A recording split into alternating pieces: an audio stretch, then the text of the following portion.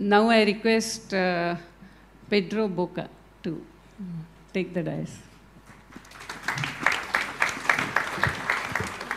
Thank you very much to all of our colleagues here in the panel for their inspiring speeches.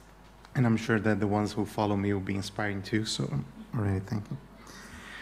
And thank you all to be here in this beautiful country, in this beautiful city, to invite us. It's very good and very emotional to be here for the first time, so thank you. Well, so today I'm going to tell you a tale about a land called Brazil.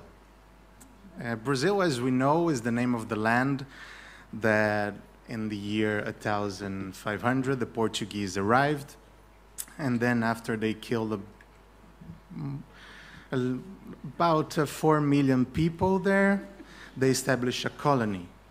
And this colony was based on slavery, treating people from Africa and indigenous people as merchants, killing them, raping them, massacring them. Brazil is a country built on inequality, violence, and terror. And even though we saw to the world that Brazil is samba and football, our history is not always that happy. In fact, it's important to say that democracy in Brazil only began for real in 1989. So democracy in Brazil is younger than me. And people here are saying that I'm the youth on C20. So imagine Brazil in the world. And this democracy, who was born after years of a struggle against a cruel military dictatorship in Brazil, was only possible because of its civil society organizations, who stood in the front line of the struggle against all these inequalities in our country. After it, since we have a democracy, Brazil has led the world in a numerous number of debates, including the environment, and we can say here about the ECO 92 conference in Rio de Janeiro, who started this international discussion about the environment.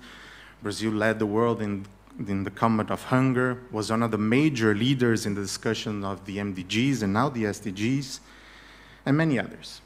In all those years of democracy, there are few years, but they are there. We have right-wing governments, we have left-wing governments, but in all this time we have guidelines and room for participation and discussion. So why am I talking about Brazil? It's not only because Brazilians tend to always think that everything is about them. It's a little bit true. And of course, C20, G20 are in Brazil only next year, so why I'm mentioning it? I'll get there. I'm talking about Brazil because in 2016, our democracy suffered a coup that led to an election in 2018 of probably the worst president in the world. And that is a very difficult title to obtain because there's a lot of contestants.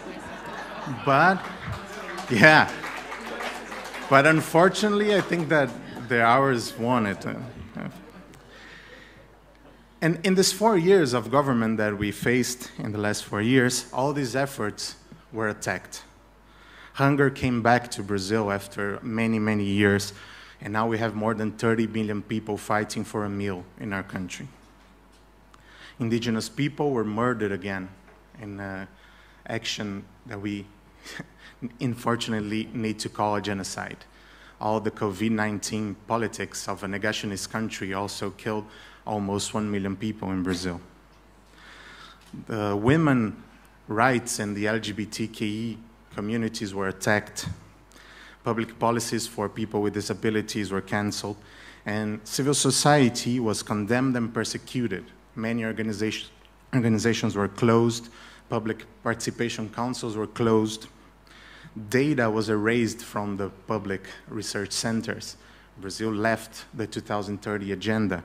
Brazil canceled international commitments on environment, on human rights. The number of fire weapons in Brazil increased in 4 years 300% per year. And the political violence in Brazil is now a thing. You can be killed because of your political opinions and whatever. So even though they lost the elections last year, all the damage was done in 4 years. So it brings a question to us here in this space, and when we talk about democracy and civic spaces. How? How can we let this happen? How can it happen in a country like Brazil with all these strong civil society organizations and strong demonstrations of democracy?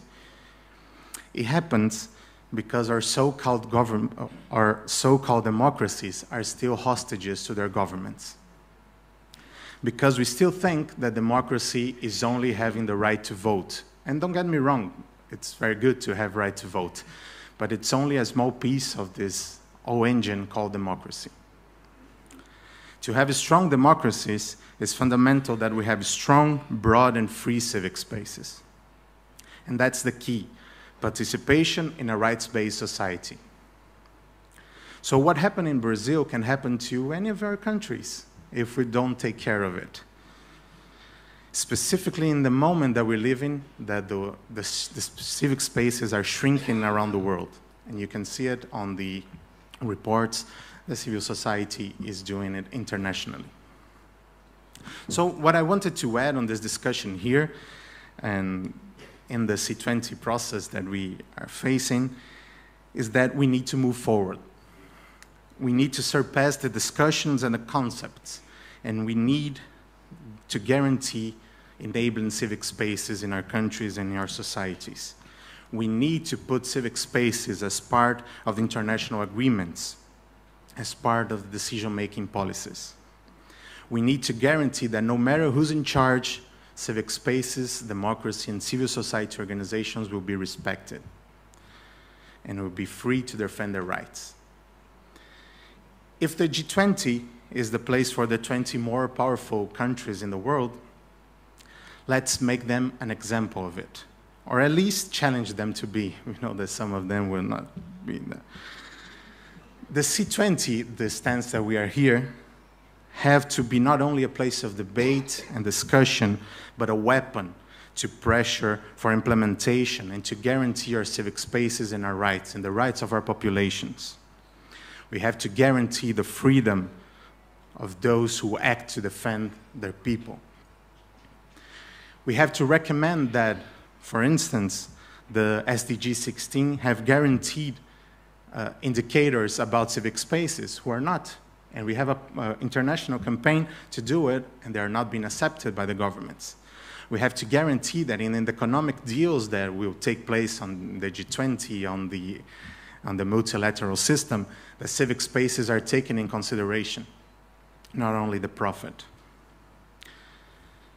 There are many other possibilities that we have to think collectively, but my message here is that we have to move forward. If our governments fear civil society, it's because they fear democracy itself. And there is no time for that in the world that we live that need desperately for a change. Thank you.